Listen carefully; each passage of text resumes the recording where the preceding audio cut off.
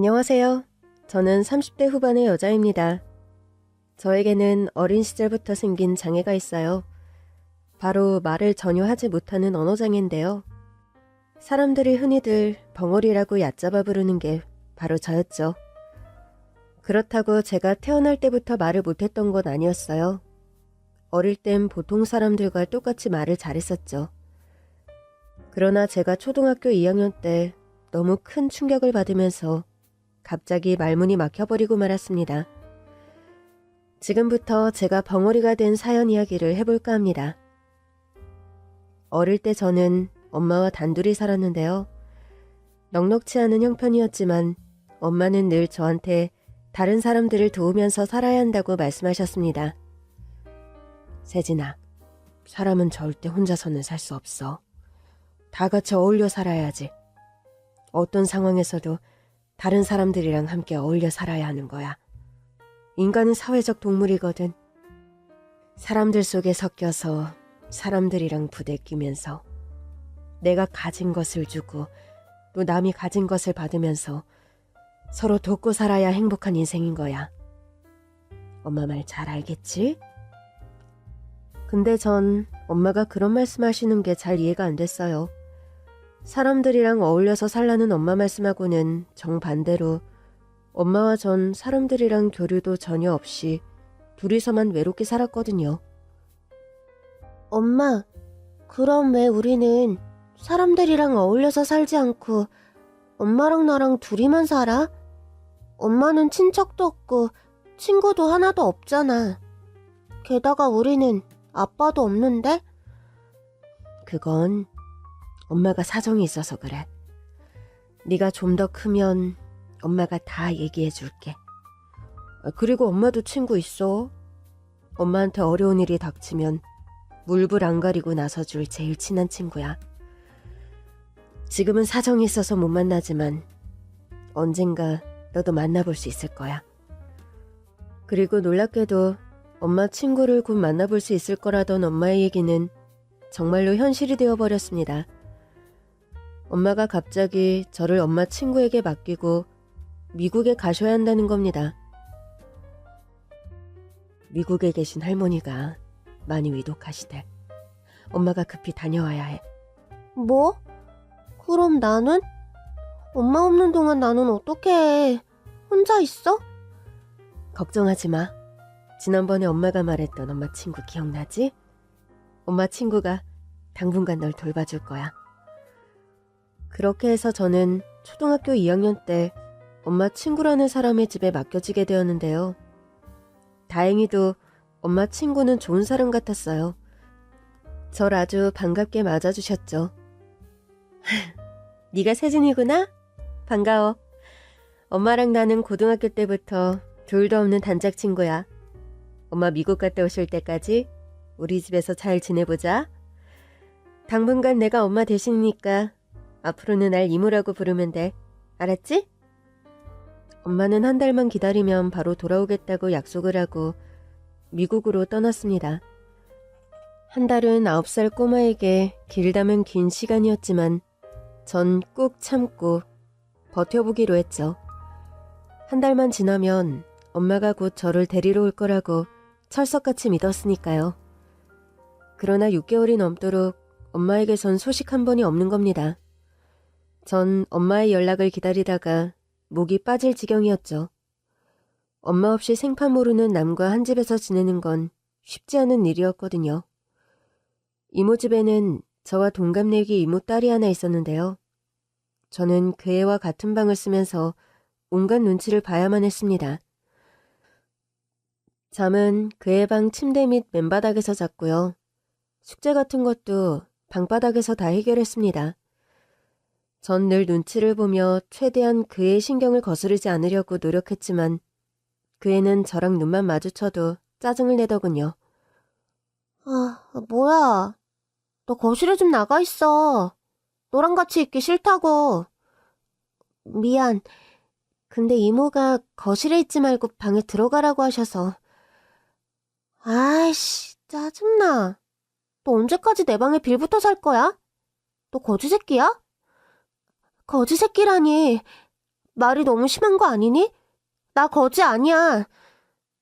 아니긴 뭐가 아니야. 집도 없어서 우리 집에 빌부터 사는 주제. 그뿐이야? 옷도 없어서 내가 입다 버린 옷 입지. 밥도 다 우리 집에서 얻어먹잖아. 이 거지야. 엄마. 쟤 도대체 자기 집에 언제 가는 거야? 나 쟤랑 같이 살기 싫어. 아, 우리 공주 화가 많이 났구나. 그래도 착한 공주는 그러면 못 써요. 엄마 아빠도 없는 애를 우리가 불쌍하게 생각해야지. 불쌍하니까 이때까지 내 방에서 같이 살겠지. 근데 이제는 나도 더는 못 참아. 당장 쟤 내보내. 아이, 그래. 조금만 참아. 엄마가 조만간 세진이 꼭 내보낼게. 쟤네 엄마랑 연락만 닿으면 바로 나가라고 할 거야. 그때까지 우리 공주가 참고 이해 좀 해줘요. 응? 이렇게 이모네 식구들의 구박과 눈치 속에서 하루하루를 숨지게 살던 저는 어느 날 밤 너무 충격적인 이야기를 듣고 말았습니다. 이모와 이모부가 한밤중에 둘이서 하는 얘기를 듣게 된 건데요.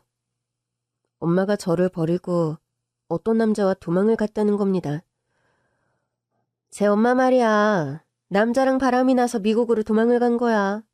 그렇지 않고서야 이렇게 연락 한 번 없을 수가 있겠어? 그럼 남자의 정신이 팔려서 애를 여기다 버렸다는 거야? 그렇지. 제 엄마가 고등학교 때부터 반반한 얼굴로 남자 홀리는 데는 뭐 있었다니까. 아니지, 미국에 있다는 친정오빠네 주소 몰라? 연락해봤는데 거기 아무도 안 사는 것 같아. 연락이 안 돼.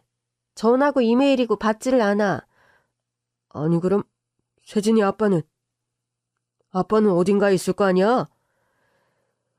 제 아빠가 하도 두드려 패서 세진이 아기 때 제 엄마가 애만 데리고 야반 도주한 거야.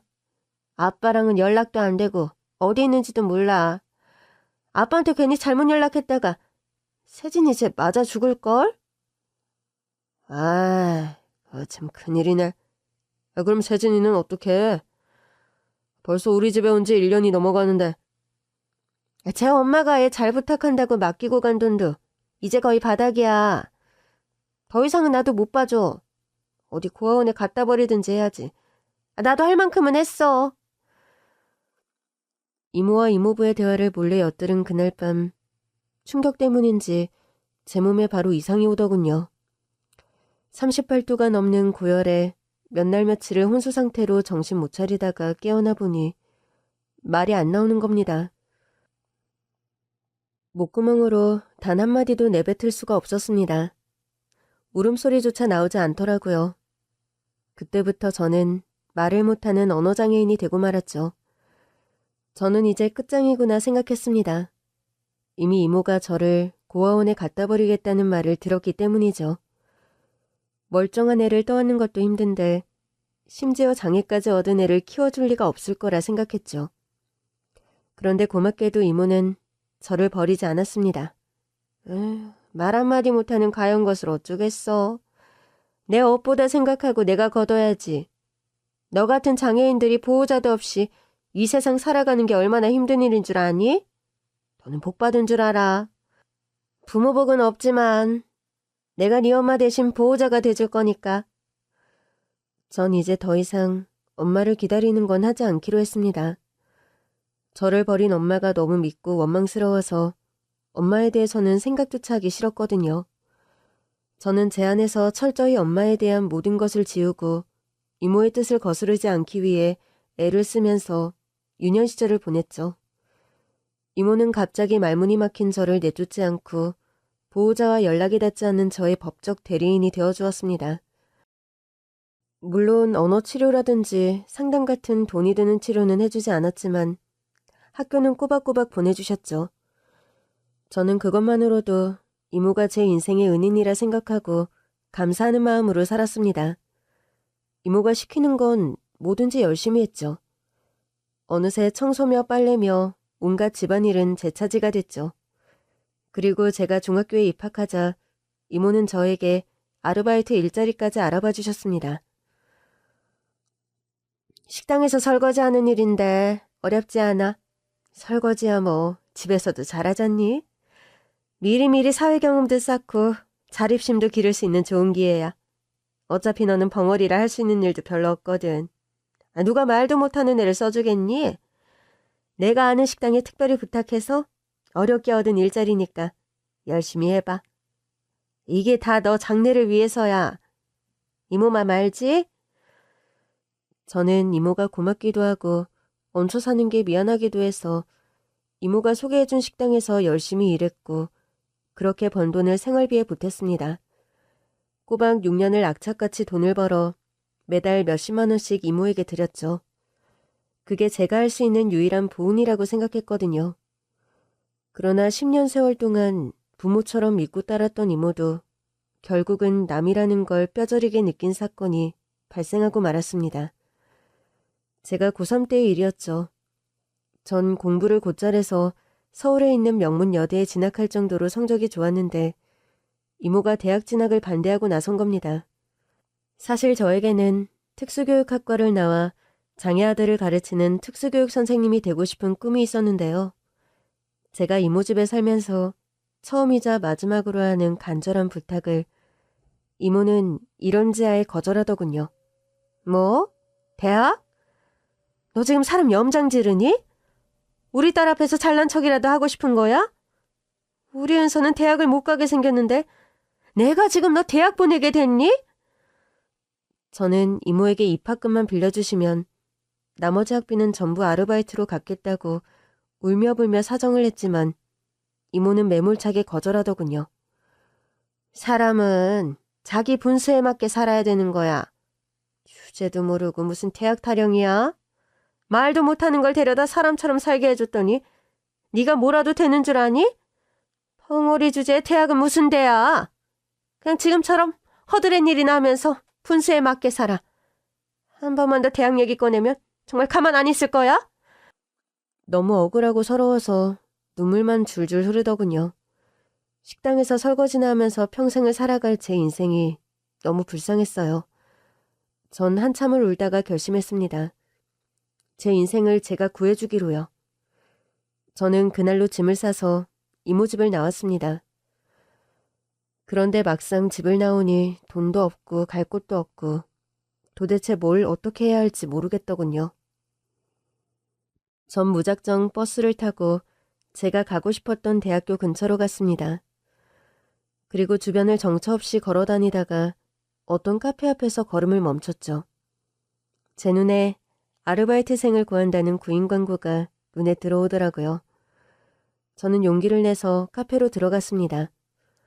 이모는 식당 주방일 같은 거 말고는 절 써주는 곳은 없을 거라고 했지만 제 사정을 알게 된 카페 사장님이 흔쾌히 저에게 일을 시켜주시더군요. 그렇게 해서 저는 이모와의 인연을 완전히 끊고 카페에서 새로운 인생을 시작하게 되었습니다. 매일같이 구정물에 손을 담그고 더러운 음식 찌꺼기들을 처리하다가 카페에서 예쁜 음료들을 만드니 전 매일매일이 행복했습니다. 말 못하는 저를 환영하는 곳은 없을 거라는 이모의 말과 달리 이 세상에는 언어장애인에게도 호의적인 사람이 많았어요. 오갈 곳 없는 저에게 손을 내밀어준 카페 사장님은 물론이고 손님들도 하나같이 친절하고 상냥했죠. 전 엄마 말씀대로 사람들과 어울리며 사는 행복을 처음으로 느끼게 되었습니다. 그리고 그 즈음에 지금의 남편도 만나게 되었죠. 남편은 저희 카페에 자주 오던 단골 손님이었는데 늘 같은 시간에 와서 같은 메뉴를 시켜놓고 말없이 앉아있다 돌아가곤 했죠. 그런데 어느 날 느닷없이 저한테 와서 말을 거는 겁니다. 안녕하세요. 제가 항상 그쪽 지켜보고 있었는데 혹시 저 기억하세요? 제가 가볍게 고개를 끄덕이자 남편이 너무 기뻐하면서 저한테 말하더군요. 근데요, 여기 오는 남자들 대부분 다 그쪽 보러 오는 거 알고 계세요? 이 카페 손님 중 절반은 그쪽 보고 싶어서 찾아오는 거라고요. 모르셨구나. 이 근처에서 엄청 유명한데 미녀 알바생이라고. 이런 말씀 드리긴 쑥스럽지만 정말 너무 아름다우세요. 특히 웃는 얼굴이요. 누구에게나 친절하게 잘 웃어주시더라고요.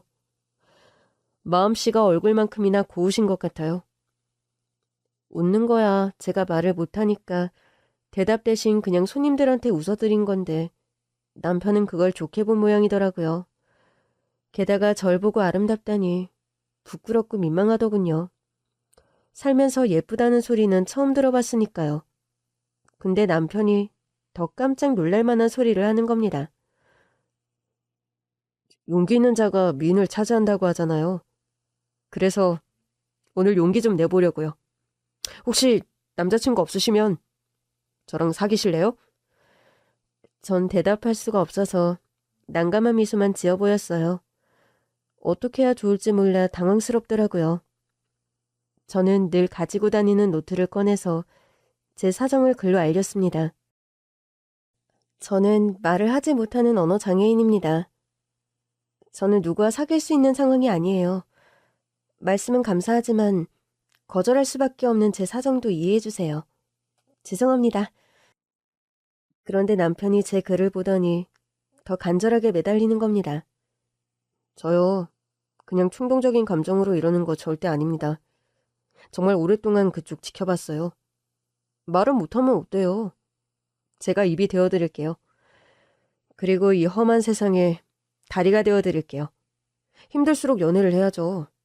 사랑이 있으면 어떤 어려움도 헤쳐나갈 수 있잖아요. 그렇게 시작된 연애 끝에 어느덧 남편과 저는 결혼까지 약속한 사이가 되었는데요. 문제는 남편 집에서 저를 심하게 반대했다는 겁니다.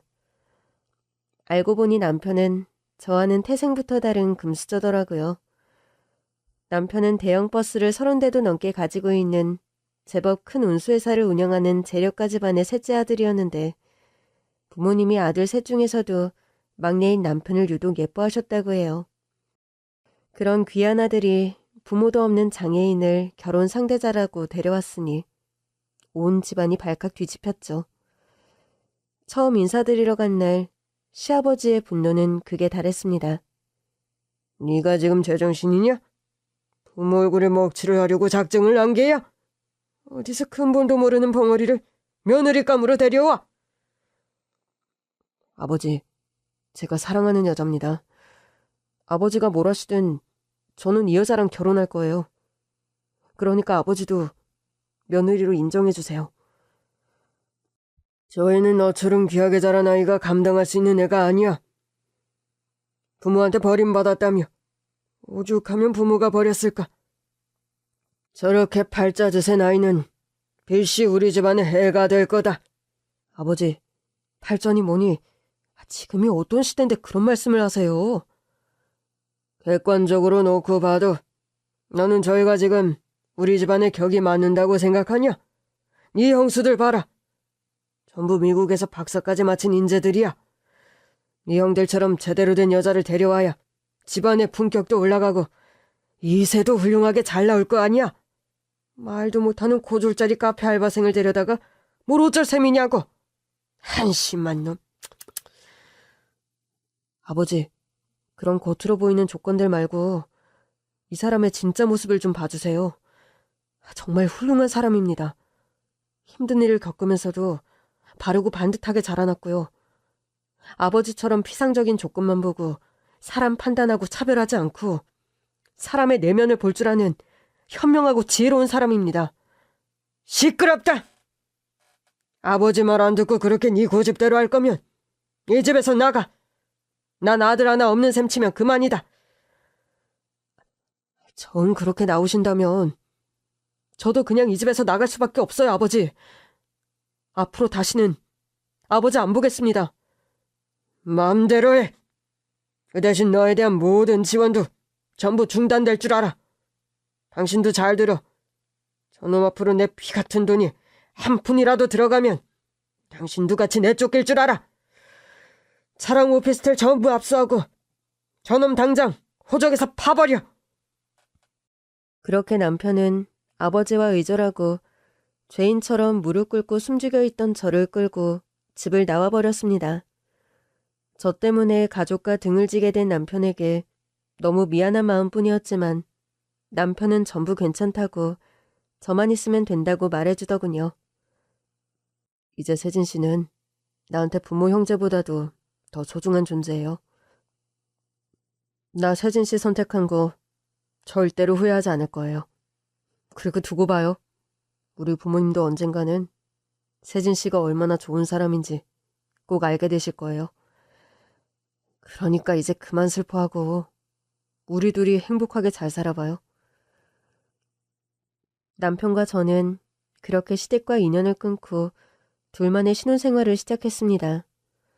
그 사이에 아이들도 둘이나 태어나고 나름대로 행복한 가정을 일구었죠. 부잣집 막내 아들로 곱게만 자랐던 남편은 가정을 지키기 위해서 최선을 다해서 성실하게 일했습니다. 취업이 잘 안 될 때는 퀵서비스 일까지 하면서 가족들을 위해 최선을 다했어요. 저도 모든 것을 포기하고 저를 선택해준 남편에게 늘 고마워하면서 최대한 남편을 도와 오순도순 행복하게 살았습니다. 그렇게 10년의 세월이 훌쩍 지나버린 어느 날 뜻밖의 일이 일어났습니다. 저희 시댁인 성북동 대저택에서 급한 호출이 온 겁니다. 지금 당장 네 저랑 같이 본가로 들어와라. 네 엄마 상태가 안 좋아. 예, 알겠습니다, 아버지. 전화를 끊은 남편의 얼굴이 많이 어두워 보였어요. 어머니가 많이 편찮으신가 봐. 10년 만에 우리를 부르는 걸 보면 보통 일이 아닌 것 같아. 같이 가줄 수 있지? 남편은 저랑 같이 곧장 서둘러서 시댁으로 갔는데요. 10년 만에 도착한 집안 분위기는 몹시 무거웠고 결혼할 때 딱 한 번 얼굴을 내비쳤던 아주버님들이랑 형님들까지 모두 와 있더라고요. 그리고 시아버지가 심각한 얼굴로 들어오셨습니다. 오늘 이렇게 다 모이라고 한 이유는 내가 며느리들한테 부탁을 할 게 있어서다. 너희들도 알다시피 너희 시어머니가 신장이 심각하게 망가진 상태다. 이식만이 유일한 방법이야.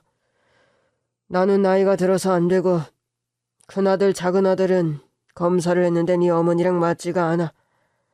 그래서 나머지 사람들이 이식 적합 검사를 받아봤으면 좋겠다.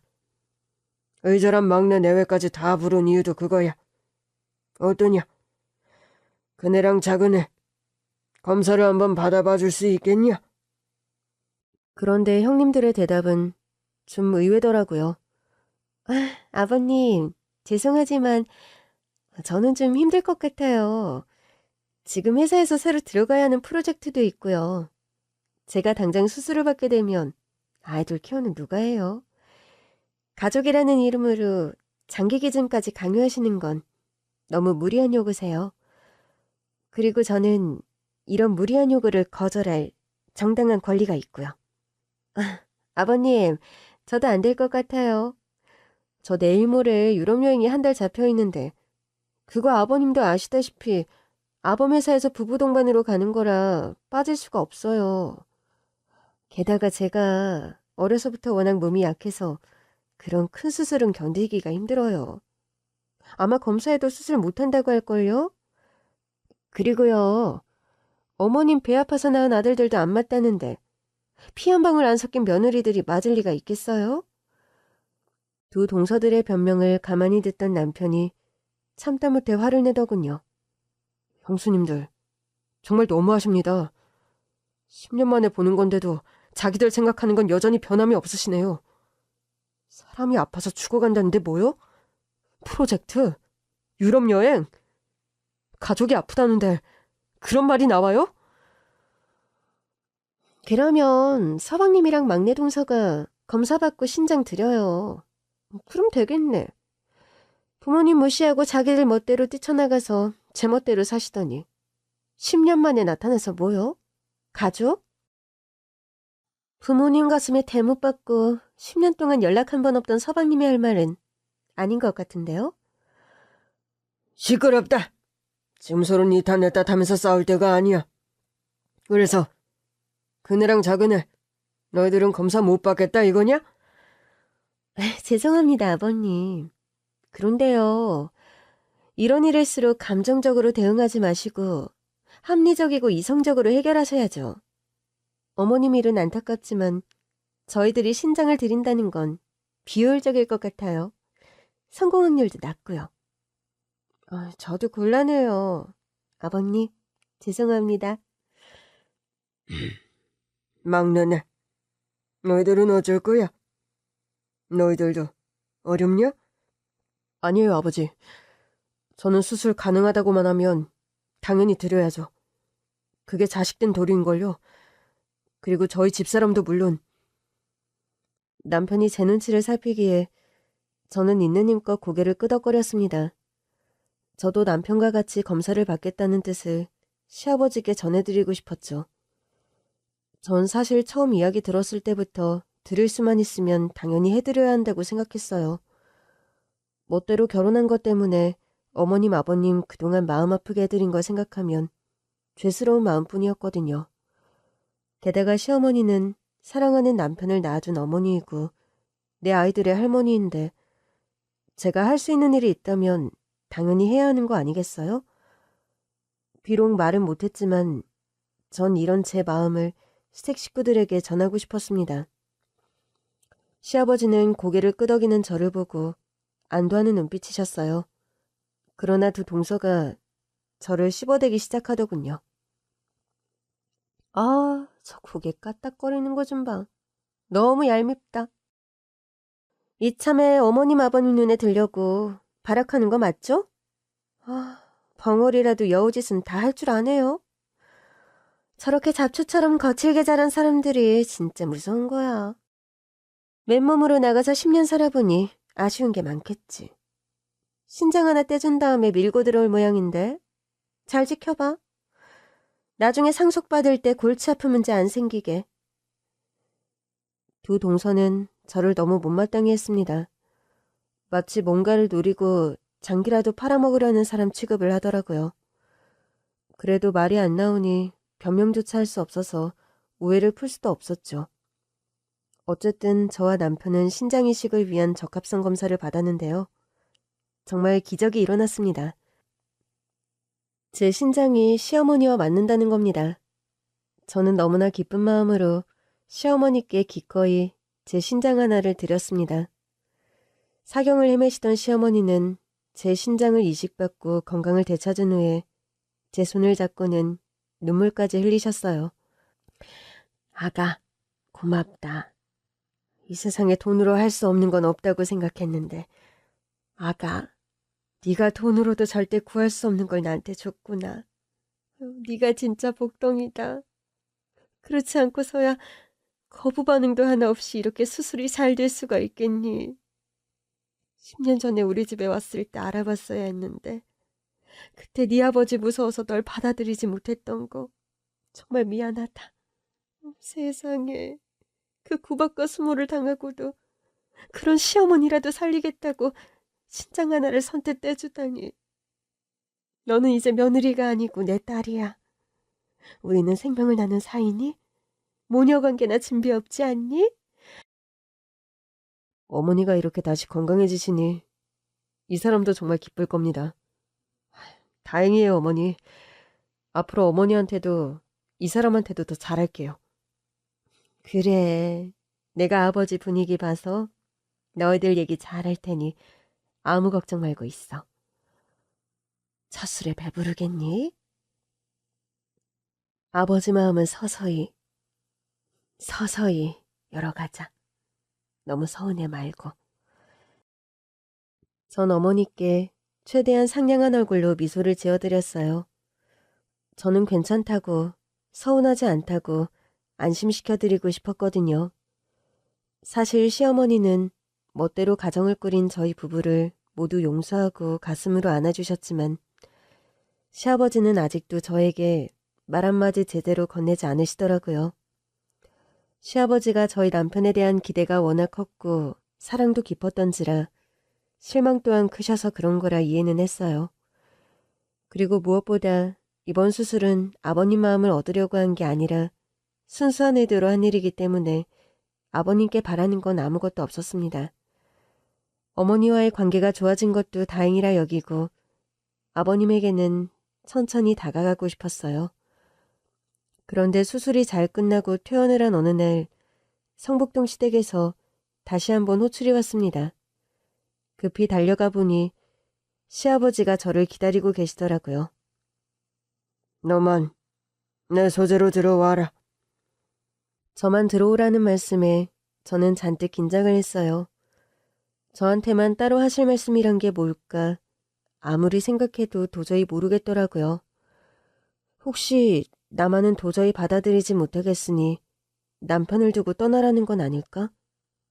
별하별 생각이 다 들더군요. 시아버지는 서재에서 저를 기다리고 계셨습니다. 그리고 갑자기 바지 속에서 묵직한 물건을 꺼내시는 겁니다. 제가 뭔지 몰라 의아한 눈빛으로 시아버지를 바라보자 시아버지는 그것을 제 손에 쥐어주셨습니다. 자세히 살펴보니 그건 누군가가 보낸 두툼한 편지 뭉치였어요. 잘 봐라. 장세진. 네 이름 맞지? 정신을 차리고 수신인을 보니 전부 제 앞으로 온 편지였어요. 그리고 발신인은 바로 저희 엄마였습니다. 20년 넘게 꾹꾹 누르고 있던 엄마라는 존재가 갑자기 머릿속에서 튀어나오면서 참아왔던 저의 감정도 폭발하고 말았습니다. 봉투 겉면에 쓰여진 엄마의 이름을 보는 순간 바로 눈물이 줄줄 흐르더라고요. 그 편지들 전부 그동안 네 엄마가 너 앞으로 보내왔던 거야. 이걸 어디서 구했는지 궁금하겠지. 사실 너에게 큰 선물을 하나 주고 싶어서 그동안 아무도 몰래 나 혼자 알아보고 진행해온 일이다. 내가 널 위해서 돈을 좀 썼지. 복받쳐 오르던 제 감정이 조금 가라앉고 난 후에 시아버지는 엄마의 편지를 어떻게 손에 넣게 된 건지 설명을 해주시더군요. 난 이번에 네가 10년 동안이나 널 인정해주지 않고 내쳐버린 시부모를 위해서 자기 신체 일부를 선뜻 떼주는 걸 보고 솔직히 좀 놀랐다. 사실 며느리들한테 별로 기대도 안 했거든. 너도 다 봤지 않니? 첫째랑 둘째가 뭐라고 하는지. 근데 며느리로 받아들여지지도 않은 네가 큰 결심을 해준 게 어찌나 고맙던지. 나한테 정말로 큰 보답을 하고 싶었어. 너도 돈으로 살 수 없는 걸 줬으니 나도 너한테 돈으로 살 수 없는 걸 줘야지. 안 그러냐? 네가 가장 원하고 바라는 거 그게 뭘까 생각해보니까 혹시 엄마가 아닐까 그런 생각이 들더라. 그래서 네 엄마를 수소문해 본 거야. 네 엄마 사부인 말이야. 널 버린 게 아니었어. 계속 널 찾고 있었더라고. 근데 어릴 때 널 키워준 이모라는 사람이 있지. 그 사람이 문제더구나. 너랑 너희 엄마가 헤어져서 살게 된 것도 전부 그 여자 때문이야. 이모라는 여자가 중간에서 너랑 엄마가 연락하는 걸 전부 찾아냈더라고. 시아버지 말씀에 의하면 엄마는 저에게 계속 편지를 보내고 저에게 닿으려고 온갖 노력을 다했는데 이모가 중간에서 엄마 편지를 다 가로채고 엄마와 제가 연결되는 걸 다 막았다고 하더라고요. 근데 저는 이해가 잘 안 갔어요. 이모가 왜 저를 엄마한테 보내지 않고 자기가 데리고 있었던 건지. 이모도 그렇고 이모 딸도 그렇고 이모 가족들은 전부 저와 함께 사는 걸 정말 힘들어하고 싫어했거든요. 근데 저를 엄마한테 보내지 않고 붙들고 있을 이유가 없잖아요. 그러나 시아버지의 설명을 듣고 나서는 이모가 왜 그랬는지 전부 이해가 가더라고요. 이유야 뭐 돈 때문이지. 네가 갑자기 말을 못하게 되니까 그 이모라는 여자가 너를 장애인으로 등록시켜서 장애아동수당을 전부 타먹었더라고. 혹시 너도 알고 있었니? 네 앞으로 돈이 조금씩 나왔다는 거? 저는 너무 놀라 고개를 저었어요. 전 제 앞으로 장애수당이 나왔다는 건 까맣게 모르고 있었거든요. 오히려 전 이모가 돈 때문에 힘들까봐 학교 다니면서 설거지 아르바이트까지 해서 생활비를 보탰거든요. 근데 제가 번 돈도 전부 가로채고 장애수당까지 받아 챙겼다니 배신감에 온몸이 부들부들 떨렸습니다. 구박당하고 눈치 보면서 숨 한 번 크게 못 쉬고 힘들게 살아온 세월이 너무 야속하고 원망스럽더라고요. 그것뿐만이 아니야. 너랑 엄마랑 같이 살던 집 전세 보증금까지 몽땅 자기가 가로챘어. 위임장이니 뭐니 전부 위조해서 말이다. 정말 나쁜 사람들이야. 그 집에서 고3 때 나왔다고? 그래, 정말 잘했다. 잘 나왔어. 그때라도 나왔으니 다행이지. 안 그랬다가는 일평생을 그 집에 묶여서 노예나 다름없는 생활을 했을지도 모를 일 아니냐. 그런데 저는 시아버지 말씀을 듣고도 뭔가 풀리지 않는 의문이 있었습니다. 그럼 왜 엄마는 미국에서 편지만 계속 보내고 저를 찾아오지 않았던 걸까요? 좀 더 적극적으로 찾으려고 했다거나 당장 한국으로 절 데리러 왔다면 제가 그렇게 힘든 세월을 살지 않았어도 됐을 텐데 말이죠. 자식을 남의 손에 맡겨놓고 기껏 편지 몇 통 보낸 걸로 엄마의 역할을 다했다고 생각하기에 엄마의 행동은 너무도 이해되지 않는 부분이 많더군요. 제가 납득할 수 없다는 표정으로 엄마가 보냈다는 편지들을 읽고 또 읽는 걸 보고는 시아버지가 뜻밖의 말씀을 하시더군요. 그래, 내 설명만으로는 풀리지 않은 의문이 많겠지. 근데 사부인 나름대로 사정이 있고 이유가 있었을 거야. 궁금한 건 사부인한테 직접 물어보려. 제가 너무 놀라서 눈을 동그랗게 뜨고 시아버지를 바라봤더니 시아버지가 흡족하게 웃으시며 놀랄만한 이야기를 전하시더군요. 사부인 내일 한국으로 들어오실 거야. 내가 전부 다 손을 써놨으니까 너는 아무 걱정 말고 엄마를 만나기만 하면 된다. 저는 뭐가 어떻게 돌아가는 건지 영문도 모른 채 어리둥절한 상태에서 엄마를 만나게 되었습니다. 남편이 저와 함께 공항에 와주어서 정말 든든하면서도 너무 긴장이 됐습니다.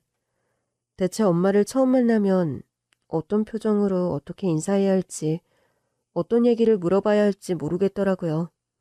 게다가 엄마는 내가 말을 못하게 된 걸 모르니 언어장애인이 된 날 보면 얼마나 놀라실까 하는 생각도 들었어요.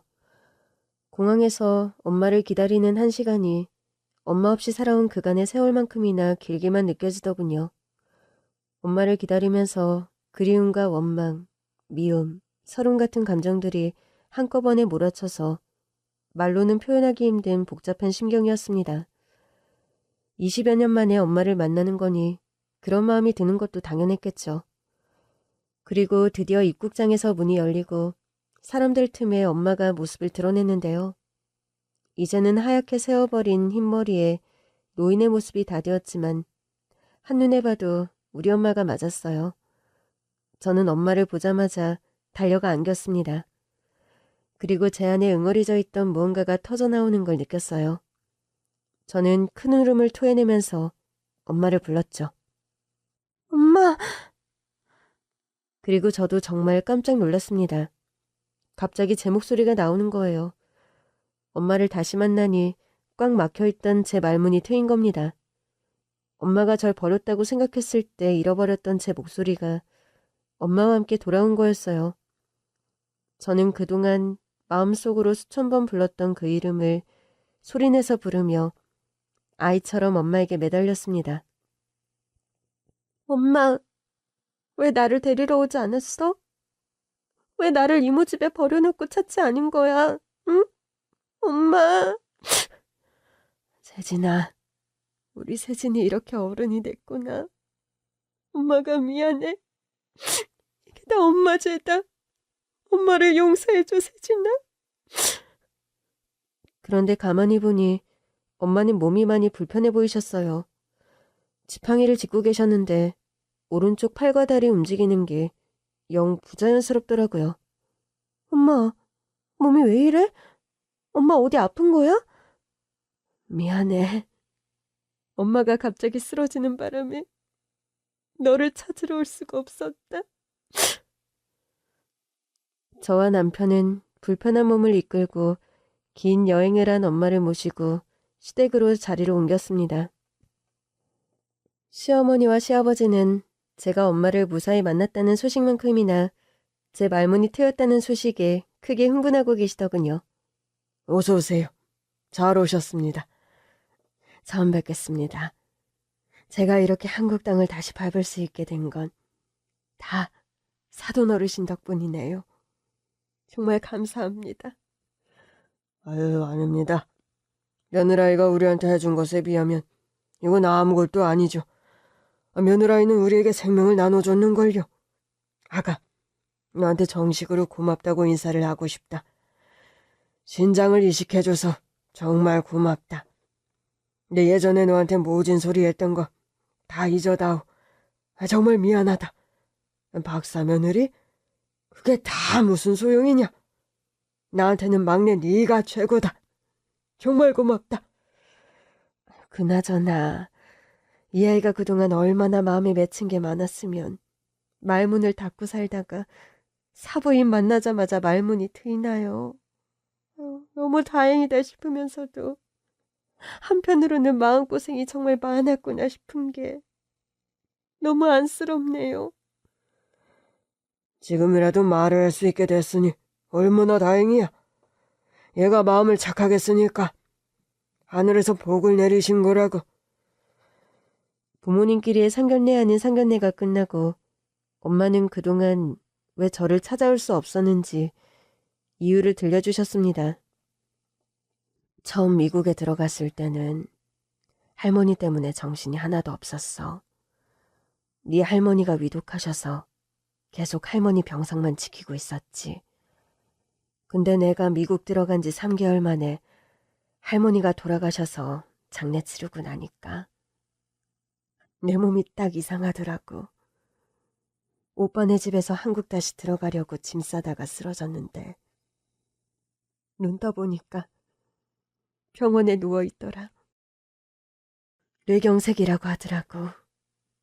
뇌가 다 손상돼서 팔다리뿐만 아니라 안면 마비까지 왔었어. 말도 제대로 못하고 밥도 못 삼키고 몇 년을 꼼짝없이 병상에 누워서 산송장처럼 지냈다. 그래서 나한테 연락을 못했던 거야? 갑자기 쓰러져서? 그래. 혼자서 엄마 많이 기다렸지? 미안하다. 네 외삼촌한테 부탁해서 여러 차례 연락을 했었는데 뭐 때문인지 전화 연결도 안 되고 편지를 보내도 회신이 없더라고. 너 찾으러 가려고 죽기 살기로 재활훈련을 했는데 몸이 다시 회복하는데 시간이 너무 오래 걸렸어. 우리 딸, 엄마 없는 세월 사느라 고생 많았지? 난 정말 엄마가 나를 버린 줄 알았어. 이모가 엄마가 다른 남자랑 살려고 나를 버렸다고 해서. 엄마가 미안해.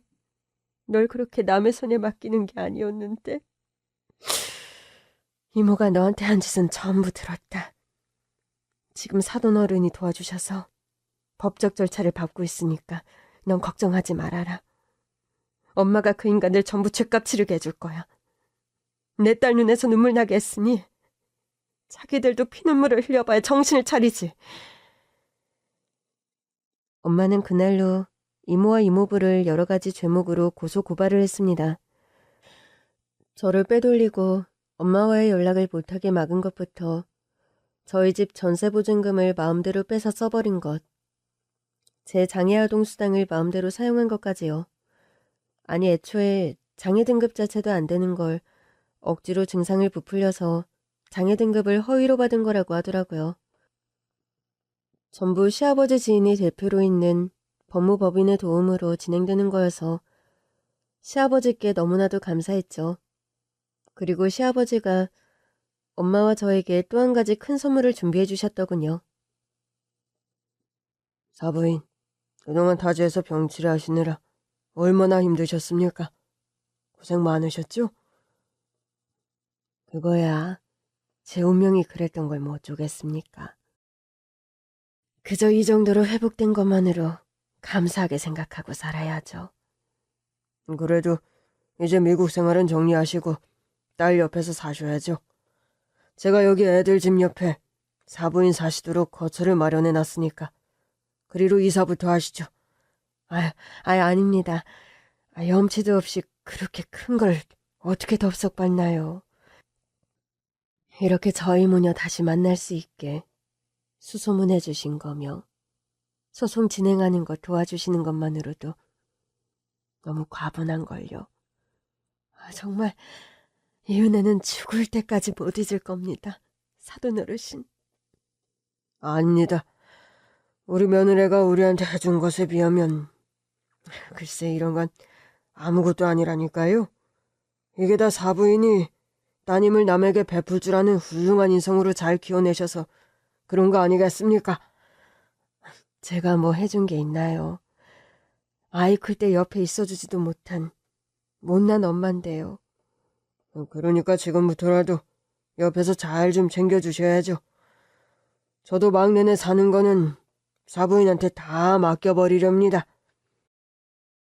너무나 감사하게도 시아버지는 저희들 살림집을 해주시면서 근처에 친정엄마가 지낼 수 있는 아파트까지 마련해 주셔서 엄마랑 편하게 왕래를 하면서 지낼 수가 있게 되었어요. 근데 이사하고 얼마 후에 엄마네 집을 어떻게 알았는지 뻔뻔하게도 이모가 엄마를 찾아온 겁니다. 아니지. 네가 여기는 웬일이야? 여길 어떻게 알고 왔어? 미안해 정수가. 이거 너희 집 전세 보증금이야. 한 푼도 안 썼어. 이거 돌려줄 테니까 제발 고소 좀 취하해줘. 네 죄가 어디 이거 하나뿐이야? 어떻게 네가 내 딸한테 그럴 수가 있어? 내 딸을 장애인 만든 거로도 모자라서 애를 착취하고 구박하고. 미국에서 내가 보낸 편지에는 왜 답을 안 했어? 전화는 왜 안 받고? 네가 한동안 연락도 없길래 난 그냥 남자랑 도망갔나 보다 했지 뭐. 너 편지 내용은 한 번이라도 읽어봤니? 내가 아파서 쓰러졌으니 아이를 좀 보내달라고 한 편지 내용을 한 번이라도 읽었냐고. 나는 몰랐지. 이게 다 서로 오해 때문에 벌어진 일이잖아. 내가 일부러 그런 것도 아니고 나도 네 딸 잘 키워보려고 애를 쓰다 보니까 그렇게 된 거야. 참. 이래서 애 봐준 공은 없다고 하는 거야. 그렇지? 내 입장도 생각을 좀 해봐라. 너랑은 연락도 안 되지. 애 하나 키우는데 돈이 한두 푼 들어가는 것도 아니고 애만 덜렁 맡겨놓고 나더러 어쩌라고. 내가 애만 맡겼어? 애 잘 봐달라고 몇 개월치 생활비도 미리 주고 갔잖아. 그 이후에 연락이 안 된 건 내가 갑자기 쓰러져서 그렇게 된 거잖니. 몇 년을 사경을 헤매다가 겨우 일어났다고. 두 사람의 대화를 듣고 있던 전 도저히 가만히 있을 수가 없더군요. 거의 10년 만에 이모 앞에 나섰죠. 이모, 안녕하셨어요? 어머, 깜짝이야. 세진이 너 이제 다시 말할 수 있게 된 거야?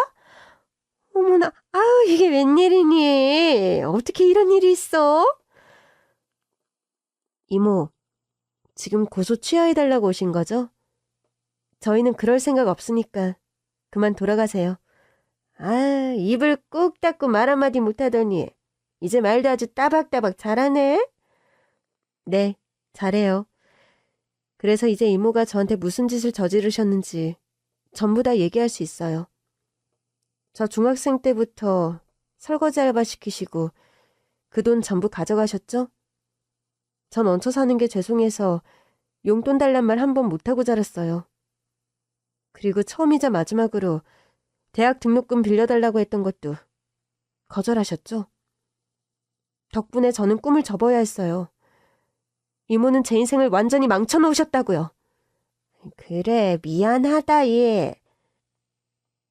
근데 네 인생 별로 안 망한 것 같은데. 내 덕분에 이렇게 돈 많은 집에 시집와서 부잣집 며느리도 된 거 아니야.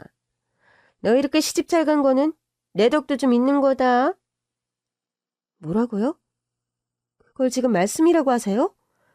예, 막말로 시댁이 그렇게 잘 산다면서 이모가 그래도 너 내치지 않고 키워준 공은 엄연히 있는 건데 집으로 고소장이나 줄줄이 날아오게 만들고 너도 참 너무한다.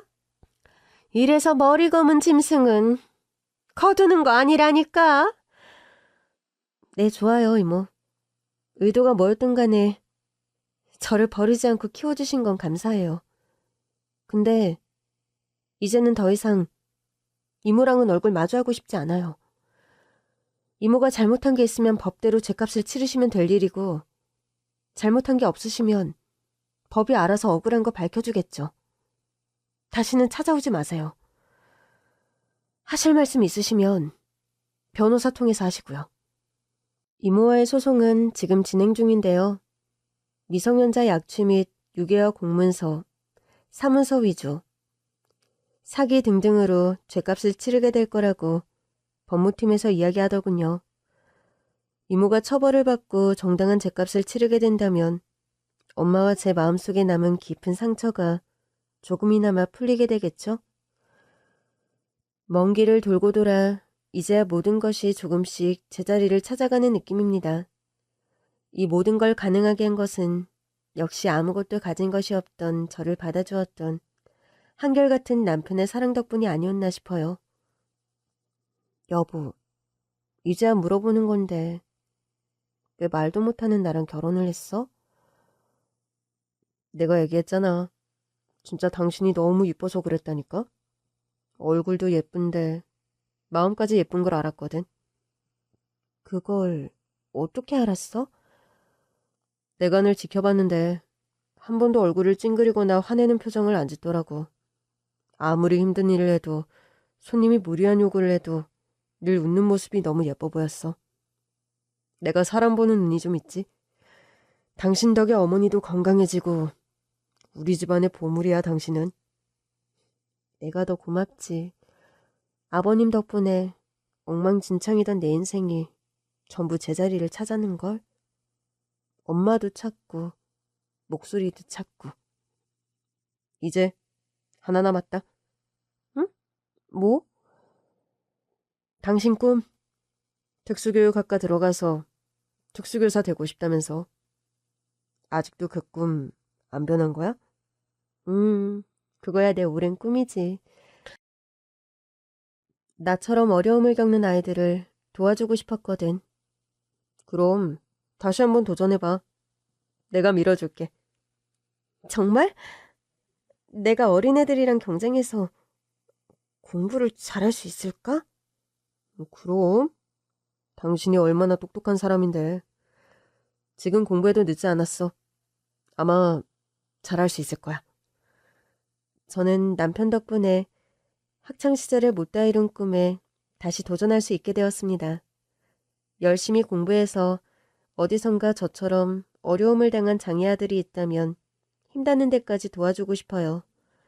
앞으로 제가 특수교사가 되었을 때 힘들었던 저의 과거가 아이들을 지도하는 데 큰 도움이 될 거라고 믿습니다. 늦은 나이지만 꿈을 이루기 위해서 계속 노력할 거예요.